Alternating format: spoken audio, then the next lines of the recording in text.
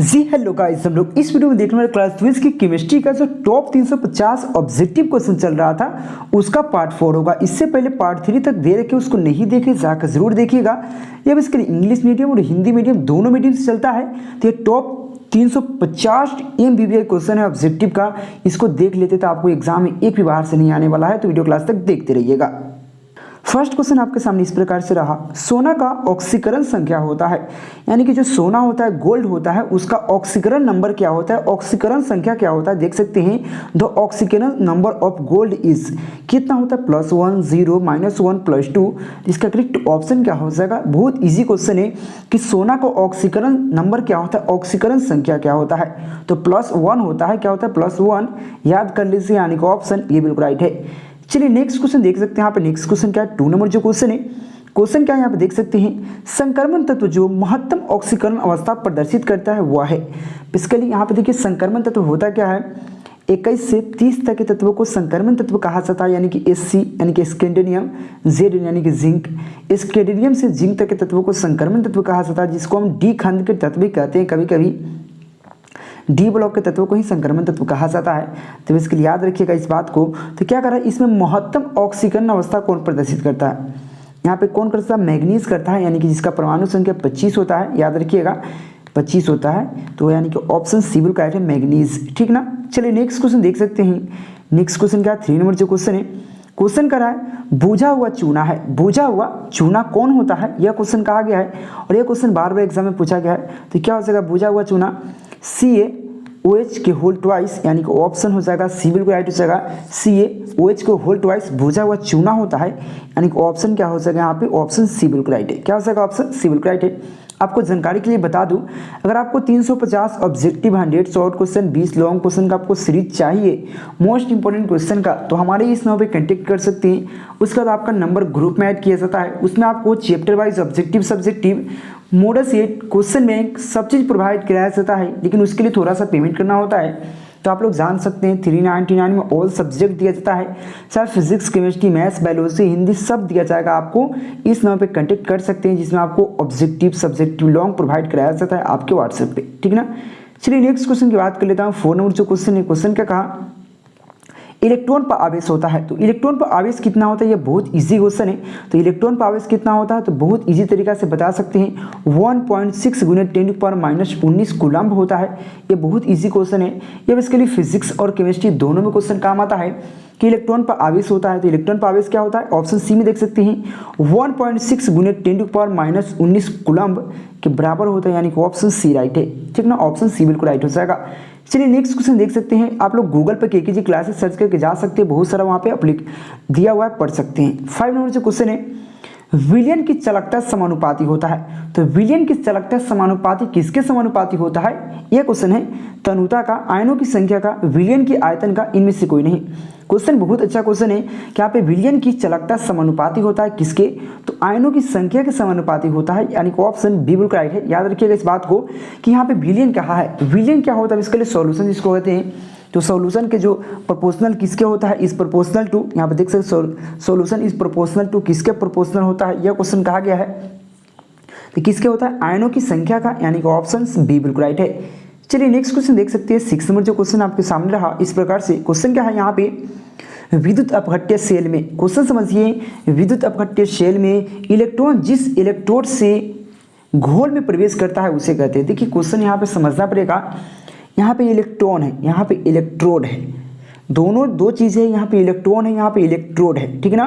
तो यहाँ पे विद्युत अपघट्य सेल में, जो विद्युत अपघट्य का जो सेल होता है बेसिकली, उसमें क्या होता है, इलेक्ट्रॉन जो होता है ना, जिस इलेक्ट्रोड से घोल में प्रवेश करता है, घोल जो होता है ना, घोल जिसको हम विलियन कहते हैं, विलियन में प्रवेश करता है उसे क्या कहते हैं, कैथोड, एनोड, दोनों, इनमें से कोई नहीं। इसका करेक्ट ऑप्शन की बात कर लो तो क्या हो जाएगा, कैथोड कहा जाता है, यानी कि ऑप्शन ए बिल्कुल राइट है। क्या हो जाएगा, ऑप्शन ए बिल्कुल राइट हो जाएगा।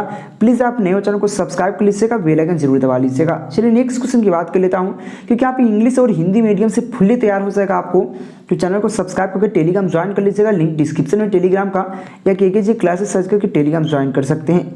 6 नंबर जो क्वेश्चन आपको डबल हो चुका है। तो 7 नंबर जो क्वेश्चन आप देख सकते हैं, यहाँ पे क्वेश्चन क्या है, किसी अभिक्रिया का वेग निम्नलिखित प्रकार से व्यक्त है। वेग बराबर क्या है, a की पावर 5 b की पावर 0, तो इसका इस अभिक्रिया का कोटि होगा। क्वेश्चन समझना पड़ेगा और आपको तभी आपको समझ में आएगा। कभी भी अभिक्रिया का वेग दिया जाएगा, कोई भी अगर प्रथम कोटि अभिक्रिया के लिए, चाहे कोई भी कोटि अभिक्रिया के लिए कोई भी अभिक्रिया का वेग दिया जाएगा ना, वेग दिया जाएगा, तो वेग बराबर जो भी है यहाँ पर देगा आपको k इक्वल टू, हो सकता है a की पावर 10 रख दे, a की पावर कुछ भी रख सकते हैं, जैसे यहाँ पे a की पावर क्या है 5 है और b की पावर 0 है। तो सबसे पहले तो क्या पूछा, अभिक्रिया का कोटि पूछा, ऑर्डर ऑफ रिएक्शन पूछ रहा है, तो ऑर्डर ऑफ रिएक्शन कैसे पता कर सकते हैं। तो सबसे पहले आप कोटि का जो कोटि होता है, ऑर्डर होता है, उसका डिफिनेशन क्या होता है, सबसे पहले उसका आपको जानकारी देना चाहिए आपको, ठीक ना। तो किसी रासायनिक अभिक्रिया के वेग समीकरण क्या है यहाँ पे है, किसी रासायनिक अभिक्रिया के वेग समीकरण में जो अभिकारक के घात होता है ना, अभिकारक का जो डिग्री, जिसको हम लोग डिग्री कहते हैं इंग्लिश में, हिंदी में घात कहते हैं, जिसको अभिकारक का जो होता है ना वेग, उसमें अभिकारक का जो घात होता है ना यानी कि डिग्री, उसी के योग को क्या कहते हैं, योग मतलब जोड़, योग को ही क्या कहते हैं, अभिक्रिया कोटि कहते हैं। अब बता सकते हैं जो वेग समीकरण है दे रखा है यहाँ पे, क्या दिख रहा है, a की पावर 5 और b की पावर 0 दे रखा है। तो अभिक्रिया का इसमें क्या कहता है, जो अभिकारक का जो घात है, घात क्या है 5 है और b पर क्या है 0 है, इसके योग को ही अभिक्रिया कोटि कहते हैं। तो कितना है 5 + 0 क्या आया 5 आया। हो सकता था यहाँ पे a की पावर 2 देता, b की पावर 1 देता, तो जोड़ते तो क्या होता है 2 + 1 यानी कि 3 हो जाता। इस प्रकार से आपको ऑब्जेक्टिव में काम आएगा, ऑब्जेक्टिव में क्वेश्चन पूछा जाएगा। यहाँ तक सब्जेक्टिव में पूछ देगा, आपको अभिक्रिया वेग दे देगा, कहेगा अभिक्रिया कोटि ज्ञात करें, तो आराम से जोड़ कर आप नीचे आंसर लिख सकते हैं, ठीक ना। तो यानी कि ऑप्शन क्या हो जाएगा, डी बिल्कुल राइट हो जाएगा। चलिए नेक्स्ट क्वेश्चन देख सकते हैं, 8 नंबर जो क्वेश्चन आपके सामने है, निम्न में से द्रव स्नेही क्लोराइड का उदाहरण है। तो द्रव स्नेही क्लोराइड कौन है, यह क्वेश्चन कहा गया है। ऑप्शन है स्वर्ण, गंधक, कोयला, जिलेटिन। तो कौन है जो कि यहाँ पे द्रव स्नेही क्लोराइड है। तो द्रव स्नेही क्लोराइड कौन है, तो इसका करेक्ट ऑप्शन की बात कर लो तो यहाँ पर हो जाएगा जिलेटिन, यानी कि ऑप्शन डी बिल्कुल राइट है। क्या हो जाएगा, ऑप्शन डी बिल्कुल राइट है। चलिए नेक्स्ट क्वेश्चन देख सकते हैं। नेक्स्ट क्वेश्चन आपके सामने 9 नंबर जो क्वेश्चन है, क्वेश्चन कह रहा है यहाँ पे P2O5 एक अच्छा है। P2O5 अच्छा है, क्या है, अवशोषक है, अधिशोषक है या अवकारक है, इनमें से कोई नहीं। तो P2O5 एक क्या है, एक प्रकार का अधिशोषक है या अवशोषक है, अवकारक है। इसका करेक्ट ऑप्शन की बात कर लो तो क्या एक प्रकार का अवशोषक है, एक अच्छा अवशोषक है, यानी कि ऑप्शन बी बिल्कुल राइट है। याद रखिएगा, काफी इंपोर्टेंट क्वेश्चन है। चलिए नेक्स्ट क्वेश्चन देख सकते हैं। नेक्स्ट क्वेश्चन का 10 नंबर जो क्वेश्चन है, क्वेश्चन का रहा है निम्नलिखित में ठोस ठोस समुदाय कौन है, यानी कि ठोस ठोस समुदाय, ठोस मतलब सॉलिड होता है, तो सॉलिड समुदाय कौन है, तो आपको बताना है। यहाँ पे धूम्र या संश्लेषित जेन, केक, इनमें से कोई नहीं। देखिए केक बेसिकली आप जानते होइएगा, या संश्लेषित जेम जो होता है वही बेसिकली ठोस समुदाय होता है, यानी कि ऑप्शन बी बिल्कुल राइट है। संश्लेषित जेम क्या हो जाएगा, संश्लेषित जेम, यानी कि ऑप्शन बी बिल्कुल राइट है। चलिए नेक्स्ट क्वेश्चन की बात कर लेता हूँ। नेक्स्ट क्वेश्चन क्या है, 11 नंबर जो क्वेश्चन है, क्वेश्चन क्या है, रक्त पर आवेश पाया जाता है। तो रक्त पर आवेश पाया जाता है, कितना पाया जाता है, यह क्वेश्चन कहा गया है कि रक्त पर आवेश कितना होता है, मतलब सॉरी यहाँ पे रक्त पर आवेश होता है, ऋणात्मक होता है, पॉजिटिव होता है, निगेटिव होता है या शून्य होता है, नील जिसको कह सकते हैं। तो क्या होता है, तो इस पर ऋणात्मक आवेश होता है, ऋणात्मक चार्ज होता है, यानी कि ऑप्शन बी बिल्कुल राइट है। 11 का क्या हो सकता है, ऑप्शन बी बिल्कुल राइट है। चलिए नेक्स्ट क्वेश्चन देख सकते हैं। नेक्स्ट क्वेश्चन क्या है, 12 नंबर जो क्वेश्चन है, क्वेश्चन का निम्नलिखित में संक्रमण तत्व है। पहले बात आपको संक्रमण तत्व जस्ट बताया है। संक्रमण तत्व होता क्या है इसके लिए, वो स्कैंडियम यानी कि इस Sc से Zn जिंक तक के तत्वों को संक्रमण तत्व कहा जाता है। इसके बीच के जो भी तत्व होगा, जो भी एलिमेंट्स होगा ना, वो सभी के सभी क्या है, संक्रमण तत्व होता है, याद रखिएगा। तो यहाँ पे देखिए सोडियम, यहाँ पे देखिए सोडियम कैल्शियम बिल्कुल नहीं है, मैग्नीशियम बिल्कुल नहीं है, यहाँ पे पोटासियम फास्फोरस बिल्कुल नहीं है, लेकिन कॉपर और लोहा बिल्कुल है। कॉपर जिंक समझ जाए, निकल कॉपर जिंक, कॉपर का क्या 29 है, लोहा का क्या 26 है। तो अब बताइए 21 से 30 तक के बीच के तत्व है कि नहीं, 29 और 21, क्योंकि यहाँ पे कॉपर का 29 हो जाएगा और लोहा का 26 हो जाएगा, बिल्कुल, यानी कि ऑप्शन डी बिल्कुल राइट है। क्या हो जाएगा, ऑप्शन डी बिल्कुल राइट है। चलिए नेक्स्ट क्वेश्चन देख सकते हैं। नेक्स्ट क्वेश्चन क्या है, यहाँ पे 13 नंबर जो क्वेश्चन है, क्वेश्चन का निम्नलिखित में से कौन सा द्रव कमरे के ताप पर, मतलब कौन सा तत्व कमरे के तापक्रम पर द्रव है। क्वेश्चन बहुत इजी क्वेश्चन है, जो हमारा कौन ऐसा तत्व है, कौन ऐसा एलिमेंट्स है, कौन ऐसा तत्व है जो हमारे रूम जो होता है कमरा, उसके तापक्रम पर, जो हमारे रूम के अंदर जितना तापक्रम रहता है ना, अब देखिएगा रूम के अंदर आइएगा ना तो आपको गर्मी महसूस होगा, तो कुछ ना कुछ टेम्परेचर रहता है ना, चाहे 20 डिग्री हो चाहे 30 डिग्री हो, तो हमारे कमरे के तापक्रम पर वो द्रव के रूप में पाया जाता है। यहाँ पे CO, Ni, यहाँ पे हो जाएगा Hg जिसको पारा कहा जाता है, Hg को पारा, Mn मैग्नीज क्या हो जाएगा, तो ऑप्शन सी बिल्कुल राइट हो जाएगा, पारा क्या हो जाएगा Hg, यानी कि ऑप्शन सी बिल्कुल राइट है। चलिए नेक्स्ट क्वेश्चन देख सकते हैं यहाँ पे 14 नंबर जो क्वेश्चन है, उदासीन लिगेंड का उदाहरण है। तो उदासीन लिगेंड का उदाहरण कौन है, यह क्वेश्चन कहा गया है। वहाँ पे न्यूट्रल जो लिगेंड होता है वह पूछा गया है, उदासीन लिगेंड, ठीक है ना। ऑप्शन है यहाँ पे हेलोजन समूह, नाइट्रो समूह, साइनाइड समूह, इनमें से सभी। तो क्या हो जाएगा ऑप्शन 14 का हो जाएगा ऑप्शन बी बिल्कुल राइट हो जाएगा, नाइट्रो समूह। जो नाइट्रो समूह है ना बेसिकली वो सभी के सभी क्या होता है, बेसिकली उदासीन लिगेंड होता है, यानी कि इस पर कोई चार्ज नहीं होता, बहुत उदासीन होता है, यानी कि इस पर चार्ज शून्य होता है। उदासीन मतलब शून्य, न्यूट्रल होता है, उस पर कोई चार्ज नहीं, ठीक है ना। न्यूट्रल लिगेंड इज क्या हो जाएगा यहाँ पे ऑप्शन नाइट्रो ग्रुप हो जाएगा, यानी कि ऑप्शन बी बिल्कुल राइट है।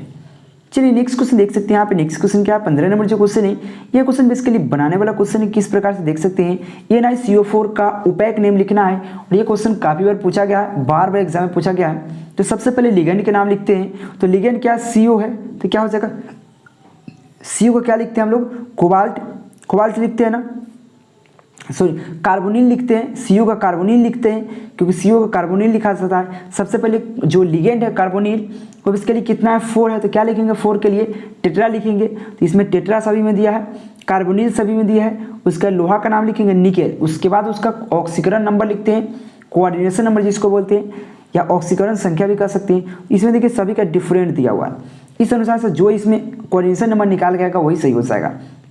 तो NiOH का NiCO का इसका कोऑर्डिनेशन नंबर क्या होता है, तो Na का हम x मानते हैं, प्लस क्या हो जाएगा CO पर चार्ज होता है 0 गुने 4 इक्वल टू 0। x का मान निकालेंगे तो प्लस 0 इक्वल टू 0, यानी कि x का मान वैल्यू क्या आया 0 आया, यानी कि ऑप्शन क्या हो जाएगा, ऑप्शन कहाँ यहाँ पे ऑप्शन डी बिल्कुल राइट हो जाएगा। इस प्रकार से हम एक वीडियो बनाकर रखे हैं, आपको यूट्यूब पर मिल जाएगा, या लिंक डिस्क्रिप्शन में देने का प्रयास करेंगे, या टेलीग्राम ज्वाइन कर लीजिएगा, वहाँ पर देने का प्रयास करेंगे इस पर कि कैसे वो पैक नेम लिखते हैं, कैसे इसका मतलब आपको कैसे पहचान सकते हैं कि कौन है चतुष्फलकीय है, कौन अनुचुंबकीय है, किसका प्रसंकरण क्या होता है sp3 होता है, किसका DsP2 होता है। इसका मैं स्पेशल वीडियो बना रखे हैं, उसके लिए टेलीग्राम ज्वाइन कर लीजिए, वहाँ पर लिंक दे देंगे, ठीक ना। चलिए नेक्स्ट क्वेश्चन की बात कर लेता हूँ। यहाँ पे 16 नंबर जो क्वेश्चन है, ये भी क्वेश्चन काफी इंपोर्टेंट क्वेश्चन है। देखिए यहाँ पे K4FeCN6 का Fe प्रसंकरण क्या है, तो Fe का प्रसंकरण क्या होता है, हाइब्रिडाइजेशन क्या होता है, हाइब्रिडाइजेशन पूछा है तो क्या होता है बेसिकली यहाँ पे DsP2 sp3 D2 sp3 या sp3 D2, इसके लिए होता क्या है, इसके लिए हमारा एक वीडियो देखना होगा। वीडियो कहाँ मिलेगा, आपको टेलीग्राम पे मिल जाएगा, टेलीग्राम ज्वाइन कर लीजिए, लिंक डिस्क्रिप्शन में है, KKG क्लासेस सर्च करके वहाँ पे आपको बताया जाएगा कि वीडियो के माध्यम से किसका प्रसंकरण क्या होता है, कौन अनुचुंबकीय होता है, कौन प्रतिचुंबकीय होता है, ऑक्सीकरण संख्या कैसे ज्ञात कर सकते हैं, सभी डिटेल में बताया गया है। तो आप उस वीडियो को देख लीजिएगा तो यह समझ में आएगा कैसे इस पर sp2 आया कि DsP2 आया। तो इसका करेक्ट ऑप्शन हो जाएगा D2 sp3 हो जाएगा। कैसे हुआ इसके लिए आपको स्पेशल एक वीडियो देखना होगा, क्योंकि वहाँ पे बोर्ड पर आकर आपको समझाया गया बहुत प्यार से, ठीक ना। तो वहाँ पे आपको अच्छा तरीके से समझ में आ जाएगा, उसके लिए आपको टेलीग्राम ज्वाइन कर सकते हैं, ठीक ना। एक और बात, इसका PDF नोट्स चाहिए हमारा, objective question, subjective question, long question, तो हमारे इस नंबर पर कॉन्टेक्ट कर सकते हैं।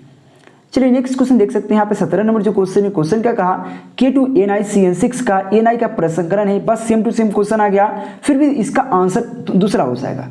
इसका आंसर क्या हो जाएगा, तो 17 का आंसर की बात करें तो ऑप्शन बी हो जाएगा, sp3 होगा। क्यों होगा इसके लिए आप बार बार बोल रहे हैं, वीडियो देखना पड़ेगा, वीडियो का लिंक डिस्क्रिप्शन में देने का प्रयास करेंगे, या टेलीग्राम पर मिल जाएगा तो टेलीग्राम ज्वाइन कर लीजिएगा। और टेलीग्राम ज्वाइन करने से बहुत सारा आपको फायदा हो जाता है, ठीक ना। तो क्या कीजिए, हमारे इस नंबर पर कॉन्टेक्ट कीजिए, व्हाट्सएप ग्रुप में भी ज्वाइन होने का प्रयास कीजिए। उसमें ज्वाइन होने के लिए आपको थोड़ा सा फी पेमेंट करना होता है, जिसमें आपको नोट्स PDF दिया जाता है, most important question, model 8 question bank, सब चीज़ का तैयारी कराया जाता है, ठीक ना। यहाँ पर ऑप्शन बी बिल्कुल राइट हो जाएगा, ऑप्शन बी, ठीक है ना, sp3। चलिए 18 नंबर जो क्वेश्चन आपके सामने, बस सेम क्वेश्चन आ गया। यहाँ पे क्या है, K3FeCN6 एक है क्या, उपसंयोजक संख्या, कोऑर्डिनेशन नंबर जिसको कहते हैं, साधारण लवण है, द्विक लवण है, इनमें से कोई नहीं। तो क्या हो सकेगा बेसिकली, तो उपसंयोजक संख्या है, क्या हो सकेगा, उपसंयोजक संख्या है। यहाँ पे K3FeCN6 क्या है, एक प्रकार का उपसंयोजक संख्या, यानी कि ऑप्शन ए बिल्कुल राइट है। चलिए नेक्स्ट क्वेश्चन देख सकते हैं यहाँ पे 19 नंबर जो क्वेश्चन है, क्वेश्चन क्या कहा, काफी इंपोर्टेंट क्वेश्चन है।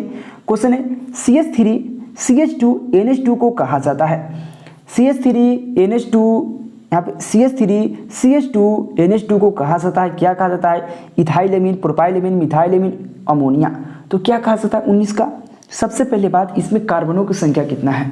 तो कार्बनों की संख्या कितना है? यहाँ पे एक कार्बन है, दो कार्बन है, यानी कि मीथ ईथ, याद है मीथ ईथ, प्रोब्यूट, पेंटेक्स याद किए होंगे, तो ईथ है यानी कि ईथ होगा। तो सबसे पहले प्रोपाइल गलत, मिथाइल गलत, अमोनिया गलत, क्या है? ईथ है। इथाइल एमीन हो जाएगा, यानी क्योंकि लास्ट में एमीन लगा हुआ है, NH2 लगा हुआ है, एमीन लगा हुआ है, यानी कि ऑप्शन ए करेक्ट हो जाएगा। सिंपल है। हाँ, एक और बात, इस पर एक वीडियो बना रखे पहले ही, उसको भी नहीं देखे, जाकर जरूर देखिएगा। नहीं देखे कोई दिक्कत नहीं, टेलीग्राम ज्वाइन कर सकते हैं, वहाँ पे उपैक नेम आपको पढ़ाए थे, उसमें आपको बताए थे। 20 नंबर जो क्वेश्चन आपके सामने है, किस गैस का अवशोषक चारकोल के रूप में या चारकोल के द्वारा सबसे अधिक होता है? मतलब कौन ऐसा गैस है या अवशोषक है जो उसको चारकोल के रूप में सबसे अधिक होता है? कौन है? यहाँ पे CO यानी कि जिसको हम कीटोन कहते हैं, NH3 जिसको एमीन कहते हैं, NaCl3 या H2। तो क्या हो सका इसका करेक्ट ऑप्शन 20 का क्या हो सका यहाँ पे? कीटोन जो है जिसका हम लोग उपयोग करते हैं अवशोषक चारकोल के रूप में सबसे अधिक करते हैं, यानी कि ऑप्शन यहाँ पे इब्रोटाइट हो सका, कीटोन। ठीक है ना। चलिए नेक्स्ट क्वेश्चन देख सकते हैं यहाँ पे 21 नंबर जो क्वेश्चन है, किसी वस्तु के प्रतिक्रिया करने का जो दर होता है वो निर्भर करता है, रेट किस पर निर्भर करता है? यह क्वेश्चन कहा गया। तो कोई भी एनी वस्तु यानी कि कोई भी वस्तु होना चाहिए, तो किसी वस्तु के प्रतिक्रिया करने का जो दर होता है वो किस पर डिपेंड होता है, किस पर निर्भर होता है? यह क्वेश्चन कहा गया। एन ऑब्जेक्ट डिपेंड ऑन, यानी कि जो ऑब्जेक्ट होता है, जो वस्तु है, किस पे डिपेंड करता है? तो यहाँ पे परमाणु भार पे, समतुल्य भार पे, अनुभार पे, संक्रियन भार पे। इसका करेक्ट ऑप्शन क्या हो जाएगा? संक्रियन भार हो जाएगा, यानी कि ऑप्शन डी बिल्कुल राइट है। चलिए नेक्स्ट क्वेश्चन देख सकते हैं यहाँ पे 22 नंबर जो क्वेश्चन आपके सामने इस प्रकार से है। क्वेश्चन बहुत ईजी है, बहुत अच्छा क्वेश्चन है। क्वेश्चन क्या आप इसके लिए देख सकते हैं यहाँ पे ऊष्मा और विद्युत का अच्छा चालक है। ऊष्मा और विद्युत का अच्छा चालक कौन है? यह क्वेश्चन कहा गया है। ऊष्मा और विद्युत का अच्छा चालक की बात किया, सबसे पहले बात आपको क्वेश्चन पे डिपेंड करता है कि क्वेश्चन है क्या, ठीक ना। सबसे पहले बात ऊष्मा और विद्युत, इसमें डिपेंड करेगा ऑप्शन। सबसे अच्छा चालक की बात करें तो क्या होता है? चांदी होता है। आपको याद रखना पड़ेगा चांदी, क्योंकि चांदी सबसे सिल्वर जो होता है वो सबसे अच्छा चालक होता है। लेकिन ऑप्शन में आपको ऐसा मिलेगा ही नहीं। ऑप्शन में क्या मिलेगा? हीरा मिलेगा, चारकोल मिलेगा, कोक मिलेगा, ग्रेफाइट मिलेगा, ठीक ना। तो आपको इसी में से आपको खोजना है। तो हीरा तो है नहीं, चारकोल तो है नहीं, कोक तो है नहीं, ग्रेफाइट, यानी कि ऑप्शन डी बिल्कुल करेक्ट हो जाएगा। जो ग्रेफाइट होता है बेसिकली वो सबसे अच्छा चालक होता है। क्यों? क्योंकि ग्रेफाइट जो होता है ना, उसमें करंट को हम लोग प्रवाहित कर सकते हैं, यानी कि ऑप्शन डी बिल्कुल राइट। क्या हो सकेगा? ऑप्शन डी बिल्कुल राइट है। चलिए नेक्स्ट क्वेश्चन की बात कर लेता हूँ। 23 नंबर जो क्वेश्चन है, क्वेश्चन क्या कहा यहाँ पे? ज्यूटर आयन बनाने में समर्थ है। तो ज्यूटर आयन बनाने में कौन समर्थ है? यह क्वेश्चन कहा गया है। तो ज्यूटर आयन बनाने में कौन समर्थ होता है? यह क्वेश्चन कहा गया है। तो होता है यहाँ पे होता है NH2, जिसको हम लोग कहते हैं H2N कह सकते हैं, या NH2 बात हुई है इधर उधर लिख सकते हैं, होगा CH2COOH, यानी कि ऑप्शन डी में देख सकते हैं NH2CH2COOH। NH2 को हम H2N भी लिख सकते हैं, बात है NH2 लिखिए या H2N लिखिए, बात हुई है। तो H2N CH2 और COOH जो कि ज्यूटर आयन बनाने में समर्थ है, यानी कि ऑप्शन डी बिल्कुल राइट है। प्लीज़ नए चैनल को सब्सक्राइब कीजिए, बेल आइकन दबाइए। हमारे गूगल पे वेबसाइट है KKG क्लासेस, उसको सर्च कीजिए, वहाँ पे बहुत सारा आपको मटेरियल मिलेगा पढ़ने के, हिंदी इंग्लिश बहुत सारा मटेरियल मिल जाएगा पढ़ने के लिए, जाने का प्रयास कीजिएगा। चलिए नेक्स्ट क्वेश्चन 24 नंबर जो क्वेश्चन है, COOH ग्रुप के अलावा एमिनो अम्ल में पाया जाता है। देखिए एमिनो अम्ल किसे कहते हैं? वैसे अम्ल जिसमें या वैसे समूह जिसमें एमीन समूह और कार्बोक्सिलिक समूह दोनों उपस्थित होते हैं उसको एमिनो अम्ल कहते हैं। क्या कहते हैं? वैसे समूह जिसमें कार्बोक्सिलिक समूह और एमीन समूह दोनों उपस्थित होते हैं। तो कार्बोक्सिलिक समूह तो है, इसके अलावा कौन होता है एमिनो अम्ल में? तो एमीन समूह होता है, जो कि ऑप्शन बी में दिया हुआ है NH2। ये इसके लिए एमीन समूह होता है जो उपस्थित रहता है और दोनों कंबाइंड होता है, तो उसको एमिनो अम्ल कहते हैं, ठीक ना, यानी कि ऑप्शन बी बिल्कुल राइट है। चलिए नेक्स्ट क्वेश्चन 25 नंबर जो क्वेश्चन है, देखिए बहुत मेहनत होता है। आप लोग सोचते हैं हमको 35 क्वेश्चन बनाने में ना पूरा दिन खत्म हो जाता है, तब पर भी तैयार नहीं होता। 3 आदमी बनाता है मिलकर तब ऐसा होता है। पहला बात, एक आदमी टाइपिंग करता है, एक आदमी इसको टाइपिंग करने के बाद उसको क्या करता है? कलर करता है।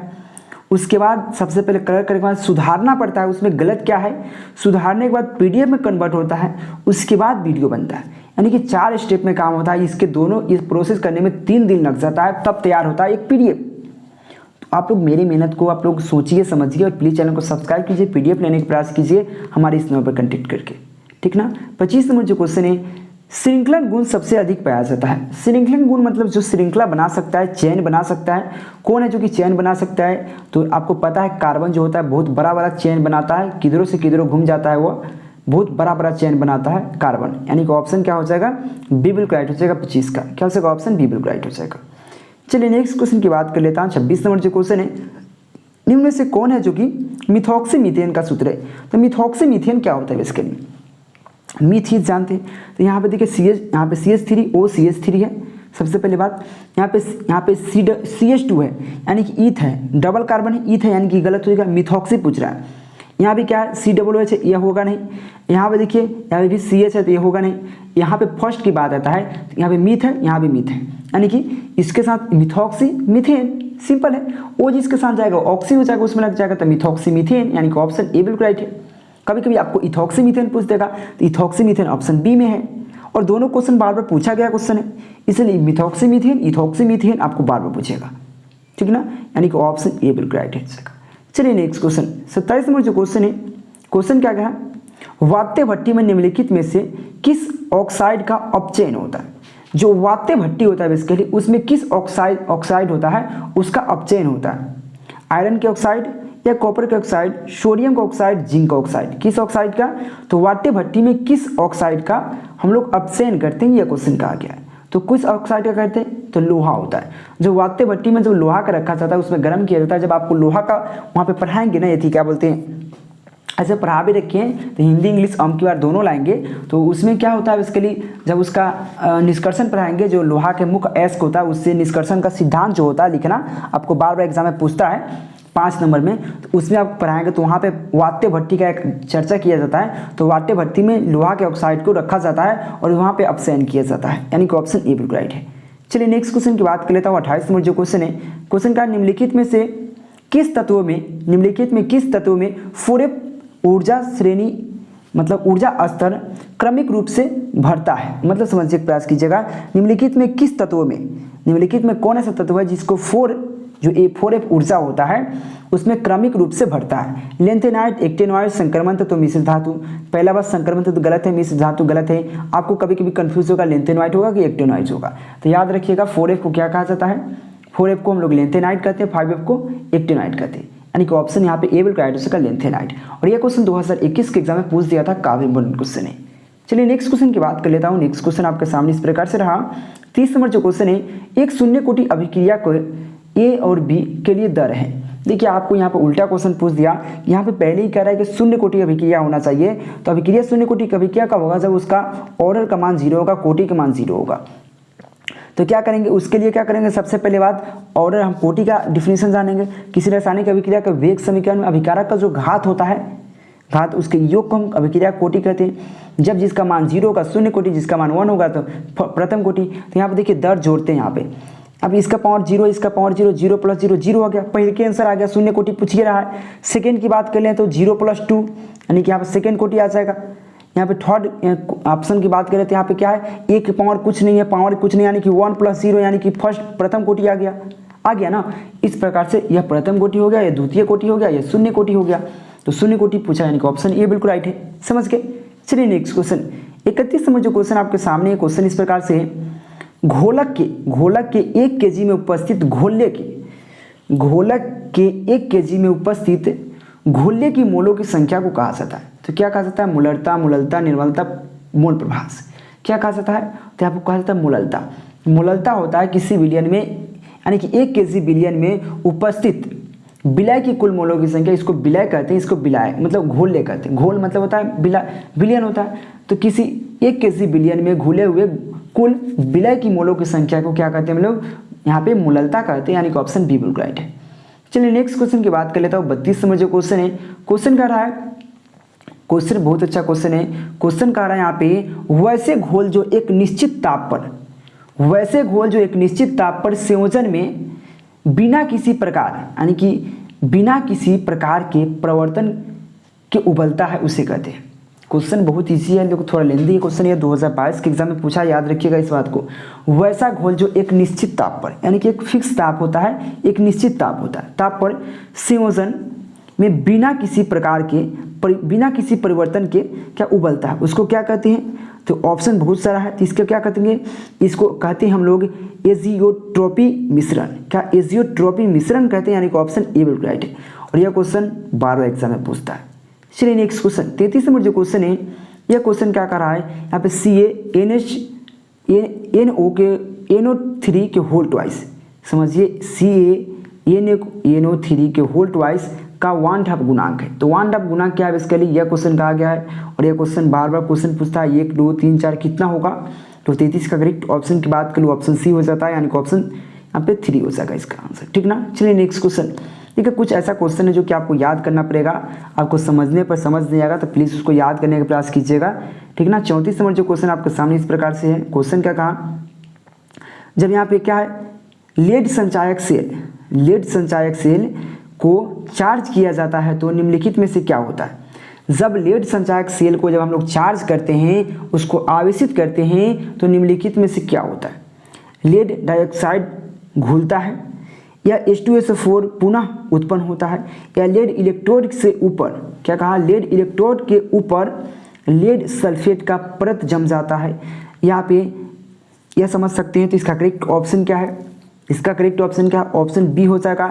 H2SO4 पुनः उत्पन्न हो जाता है। क्या होता है, H2SO4 पुनः उत्पन्न हो जाता है जब उसको चार्ज करते हैं तो, ठीक ना, यानी कि ऑप्शन तब ना चार्ज होता है, यानी कि ऑप्शन बी बिल्कुल राइट है।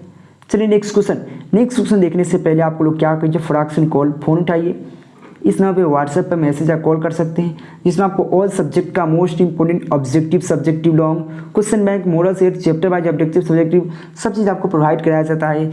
आपको उसमें से आपको सिलेक्टेड क्वेश्चन बताया जाता है कि इसको पढ़ना है, इसको नहीं पढ़ना है, इसको छोड़िए, उसको पढ़िए। इंपॉर्टेंट क्वेश्चन, अच्छा नंबर लाने के लिए 400 प्लस 450 प्लस लाने के लिए तो हमारे इस नंबर पर कॉन्टैक्ट कर सकते हैं, अपना नंबर ग्रुप में ऐड करा सकते हैं, ठीक ना। 35 नंबर जो क्वेश्चन है, हाइड्रोजन ऑक्सीजन सेल निम्नलिखित में से किस तरह का सेल है। जो हाइड्रोजन और ऑक्सीजन सेल जो होता है निम्नलिखित में किस प्रकार सेल है, प्राथमिक सेल है, द्वितीयक सेल है, ईंधन सेल है, लेड संचायक सेल है। तो आपको पता है बेसिकली हाइड्रोजन ऑक्सीजन क्या एक प्रकार का ईंधन है, यानी कि ऑप्शन सी बिल्कुल राइट हो सका, ईंधन सेल। समझ में आया होगा। इस वीडियो में इतना ही रखेंगे। प्लीज़ चैनल को सब्सक्राइब कर लीजिए, बेल आइकन दबा लीजिए और गूगल पर KKG क्लासेस सर्च कर लीजिए और वहाँ पे बहुत सारा मटेरियल मिलेगा पढ़ने के लिए। टेलीग्राम ज्वाइन कर लीजिए। चलिए थैंक यू। 2023 में जो एग्जाम देंगे उनके लिए बात करने वाले, यह ध्यान से पढ़िएगा, आपको हम पढ़ के बताते हैं। देखिए अगर फिजिक्स का बात करें तो फिजिक्स में 300 objective, 100 short question, 20 long question की बात करें, अगर ये आपको चाहिए, साथ में आपको चैप्टर वाइज ऑब्जेक्टिव सब्जेक्टिव चाहिए, तो उसके लिए आपको 150 रुपये पेमेंट करना होता है। पहले पूरा समझने का प्रयास कीजिएगा। केमिस्ट्री की बात करें 300 objective, 100 short question, 20 long question और साथ में चैप्टर वाइज ऑब्जेक्टिव सब्जेक्टिव, इसके लिए 150 रुपये लिखा गया है। वहाँ पे देखिए बायोलॉजी का भी वही बात है, हिंदी का भी वही बात है, मैथ्स का भी वही बात है। टोटल होता है 600 रुपया, टोटल होता है 600 रुपया, लेकिन आपको डिस्काउंट चल रहा है तो आपको 399 में सब मिल जाएगा। साथ में आपको क्या दिया जाएगा, साथ में आपको question bank, model set, test सभी का तैयारी कराया जाता है, साथ में सभी का PDF दिया जाता है। उसके लिए आपको 399 ओनली पेमेंट करना होता है। कॉल करना है तो इस नंबर पे आप कॉल कर सकते हैं, जो नंबर यहाँ पे दिख रहा है इस नंबर पे आप कॉल कर सकते हैं, पूरी जानकारी ले सकते हैं। साथ में आपका जो ये सब हुआ, साथ में आपका नंबर ग्रुप में रहता है और ग्रुप में रहने का फायदा यह होता है कि आपका एग्जाम तक हेल्प किया जाता है, कोई भी इंफॉर्मेशन आपको दिया जाता है और एग्जाम तक आपको हेल्प किया जाता है।